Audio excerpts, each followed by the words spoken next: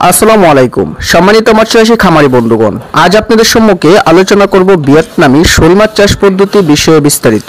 তাহলে অবশ্যই প্রথম থেকে শেষ পর্যন্ত ভিডিওটি ধৈর্য সহকারে দেখার অনুরোধ রইল। শোল মাছ বাজারে দামি মাছের তালিকায় শোল মাছ হচ্ছে অন্যতম। একটা সময় প্রাকৃতিক বিভিন্ন জলাশয় যেমন নদী, নালা, খাল, বিল, ডুবা, হাওর প্রভৃতি জায়গায় এই মাছগুলো প্রচুর পরিমাণে দেখা যেত। কিন্তু কালের পরিক্রমায় বিরল প্রকৃতি ও প্রাকৃতিক পরিবেশের উপর মানুষের অত্যাচার, নির্যাতন এবং জুলুমের ফলে এই মাছগুলো এখন বিলুপ্তির পথে। তবে ময়মনসিংহের বেশ কিছু ছোট বড় হ্যাচারি ভিয়েতনামি প্রদেশের এই শোল মাছগুলো কৃত্রিম প্রজননের মাধ্যমে চাষ পদ্ধতি চালু করে চাষের আওতায় নিয়ে এসেছেন, যার কারণে যে কোনো ধরনের প্রান্তিক খামারি ভাইয়েরা এই মাছগুলো অনায়াসেই চাষ করে অর্থনৈতিক দিক দিয়ে লাভবান হতে পারবেন। 4 থেকে 5 মাসেই এই মাছগুলো বাজারজাত করা যায়। খুব দ্রুত বর্ধনশীল বলে এই মাছগুলো অনায়াসে ফিট খাবার খাইয়ে আপনারা চাষ করতে পারবেন।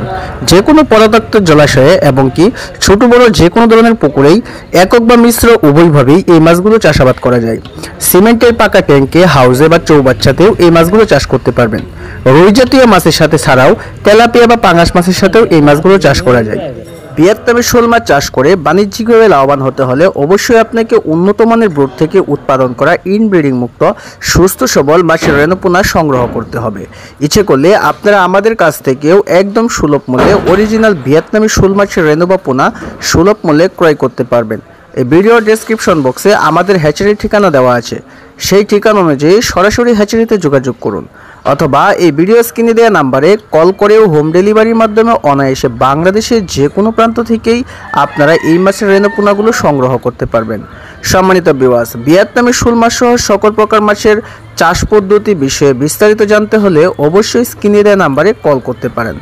সকলেই ভালো থাকেন, সুস্থ থাকেন। খোদা হাফেজ।